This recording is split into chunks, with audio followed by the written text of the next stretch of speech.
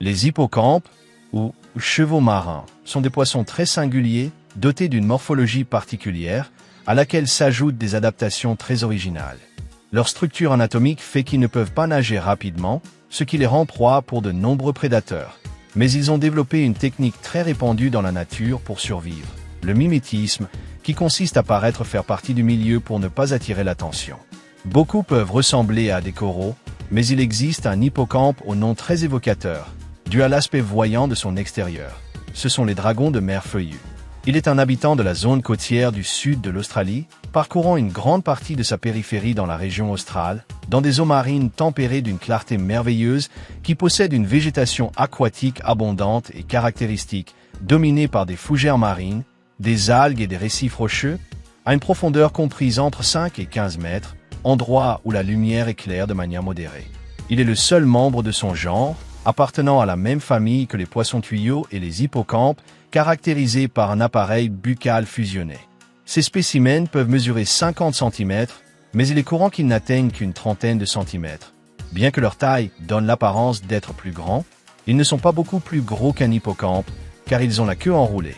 Ils ont une coloration particulière, avec plusieurs tons de vert et des bandes verdâtres plus ternes, mais ils peuvent varier certains endroits pour leur donner une autre teinte, comme par exemple du rouge. Leurs traits les plus visibles sont des excroissances, des lobes sur leur peau, qui se prolongent et s'élargissent en forme plate, donnant l'apparence d'algues. Celles-ci peuvent varier de couleur et de forme pour plusieurs raisons telles que l'âge, le régime alimentaire, l'emplacement et certains facteurs de stress, ce qui les aide à paraître être des algues, car leurs mouvements ressemblent à ceux que provoque la marée sur les plantes aquatiques. De plus, ces appendices possèdent une défense très efficace. Ils sont pourvus d'épines, constituant un moyen de défense si l'illusion n'est pas assez bonne pour tromper le prédateur. Ces épines ne sont pas venimeuses, ou du moins cela n'a pas été signalé. Leur tête a également des particularités. Leurs yeux sont grands, tandis que leur museau a une prolongation unique, très similaire à celle d'autres membres de la famille, formée comme un tube dépourvu de dents. Leur corps est rigide grâce à des anneaux d'exosquelette qui le recouvrent autour de leur silhouette, avec une autre caractéristique unique. Leurs branchies, qui sont des ouvertures couvertes par leurs appendices, et une queue rigide qui contraste avec celle des hippocampes, car eux peuvent la courber et même s'accrocher avec. Une autre différence concerne les nageoires situées près de leur tête. Leur dimorphisme sexuel est difficile à établir, car on ne peut le faire qu'en comparant leurs habitudes reproductives ou en pratiquant une laparoscopie, chose compliquée en raison de leur taille. Ce sont des animaux généralement solitaires ou en couple, selon le moment, leur âge et la proximité d'un autre congénère de sexe opposé, car s'ils s'associent avec un partenaire, nager ensemble rend l'imitation des deux souvent plus efficace. Leurs déplacements sont lents, se déplaçant à une vitesse de 150 mètres par heure, afin d'éviter d'attirer l'attention et de simuler faire partie de la végétation.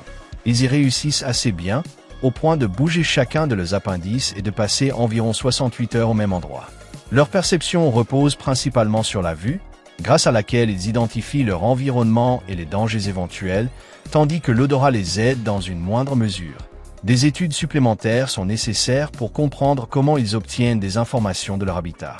Ce sont des prédateurs, mais étant très petits, leur nourriture dépend de leur taille. Ils consomment d'autres animaux de taille inférieure à leur bouche. Les petits crustacés, d'autres crustacés et des poissons tout juste nés constituent leur proie principale.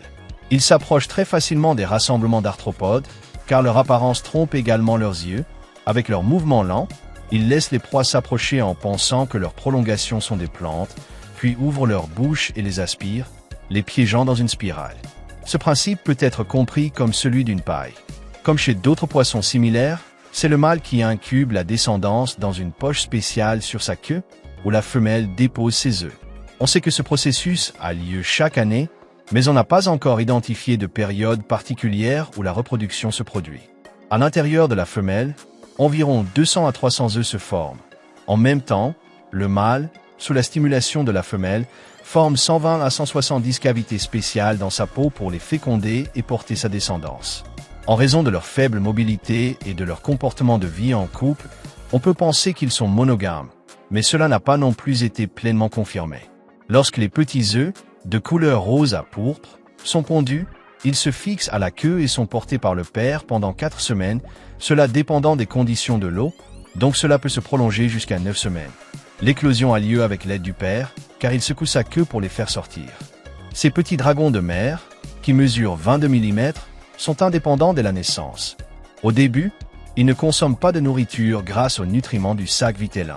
Peu de temps après, ils commenceront à manger et atteindront 20 cm à 1 an, entrant en maturité sexuelle entre la première et la deuxième année après la naissance. On ignore leur espérance de vie à l'état sauvage. Presque tous les animaux plus grands peuvent être leurs prédateurs, à condition de les détecter. Mais à cause de leurs épines, il est très difficile qu'ils soient dévorés. L'un de leurs plus grands dangers sont les marées. Comme ils nagent lentement et ont une queue rigide, le mouvement de la mer les emporte et ils sont souvent jetés sur les plages où ils meurent asphyxiés. En captivité, on estime l'heure espérance de viernes a environ 7 ans. Ils sont très recherchés comme animaux de compagnie en raison de leur forme singulière, ce qui provoque leur prélèvement dans le milieu naturel. Leur detention est donc réglementée et seuls les spécimens élevés en captivité sont autorisés. On les trouve aussi dans de nombreux aquariums, où ils font le plaisir des visiteurs. Ils sont classés en préoccupation mineure. Leur population est relativement stable, mais la pollution les affecte, entraînant une diminution.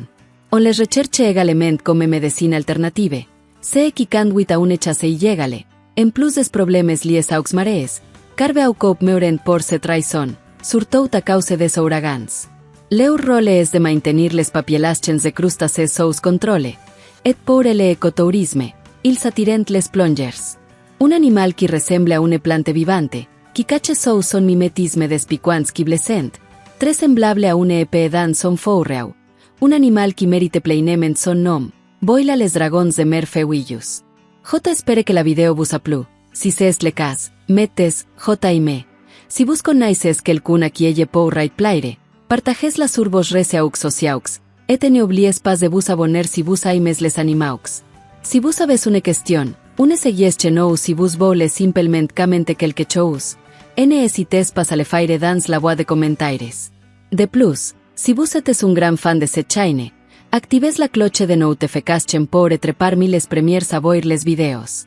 Merci beaucoup d'avoir regardé cette vidéo. On se voit bientôt. A plus tard.